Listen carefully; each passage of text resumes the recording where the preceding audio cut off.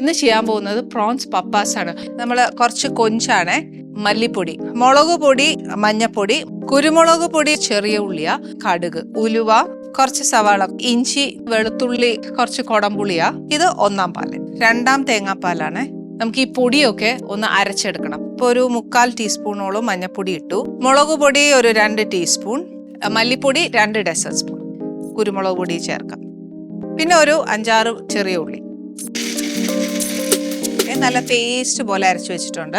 First വെളിച്ചെണ്ണ. ഇനി ഇതിനകത്തോട്ട് കടുക്, ഉലുവ ഒരു 2-3 ഇട്ടാൽ മതി. കടുക് പൊട്ടി. ഇനി ഞാൻ ഉള്ളി ഇടാൻ പോവാ.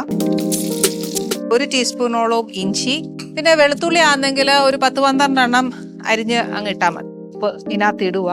2 പച്ചമുളക് കീറിയത്, നടുവേ കീറിയത്, അതുകൂടി ഇടാവേ. അരച്ചു വെച്ചിരിക്കുന്ന അരപ്പില്ലേ ഇതിനകത്തോട്ട് ചേർക്കണം. ഈ എണ്ണയൊന്ന് തെളിയുന്നിടം വരെ അതിനെ ഒന്ന് മൂപ്പിച്ചെടുക്കുക. ഇതിന്റെ കൂടെ വേണമെങ്കിൽ നമുക്ക് ആ കൊടംപുളിയും കൂടെ ചേർക്കാം. ഇനി നമുക്ക് ഇതിനകത്തോട്ട് ആ കൊഞ്ചൊന്ന് ചേർക്കാം. ഇനി ഇതിനകത്തോട്ട് ഞാൻ 2-ാം പാൽ ഒഴിച്ചേച്ച് ഒന്ന് വേവാൻ വെക്കാം.